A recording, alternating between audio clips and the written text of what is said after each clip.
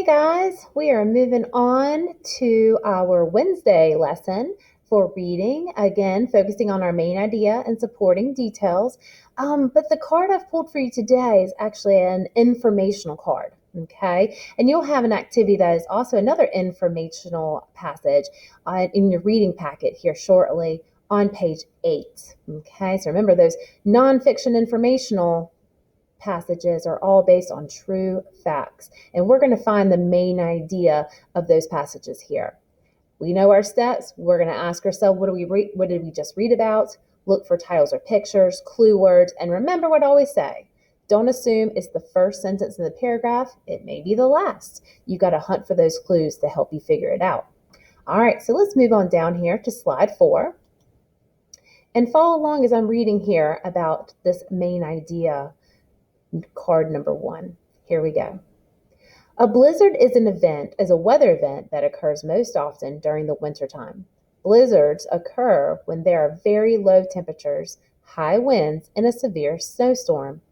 Oftentimes, schools and other workplaces are closed during blizzards, and it can be very dangerous to travel during a blizzard. Blizzards are major snow events. All right, let me grab my highlighter here. Do you see any words that are being repeated? Because I don't have a title and I don't have pictures. So you see any clue words? Ooh, I do. Blizzard, blizzard, blizzards, blizzards, blizzard. Oh my goodness. Look how often that word was repeated. So if I had to ask you, what did I just read about? What would you say? It's all about blizzards, isn't it? Okay. Now, that may be our topic. We're talking about blizzards here, but what is the main idea statement? What is that complete statement? Okay, great. What about blizzards? What did we learn about in this passage here? All right, grab my highlighter. Let's look at the first sentence. It says, a blizzard is a weather event that occurs most often during the wintertime. Is that what this whole thing was about? When it's occurring? No. Let's look at my last sentence. Blizzards are a major snow event. Is it talking about how it's a pretty extreme event to happen when it does happen? Yeah, it sure does. It talks about here with the low temperatures and the high winds and severe snowstorm. It talks about the schools and the workplaces closing. So yes, blizzards are major snow events. All right, so let's take a look at my main idea statement. And there it is. It's a major snow event, okay, in the wintertime. So we have here our main idea. Now, how do I know it's a major event in the wintertime that's occurring? Let me grab my pencil. What makes it major? How do I know that? Can you find that detail? So it's happening when there's very, not just low, but very low temperatures. Not just windy, but high winds. And it's not just a snowstorm, it's a severe snowstorm. So there's a high level of intensity behind that to show that this is a major event. Okay, so let's go ahead and reveal that first detail. There it is.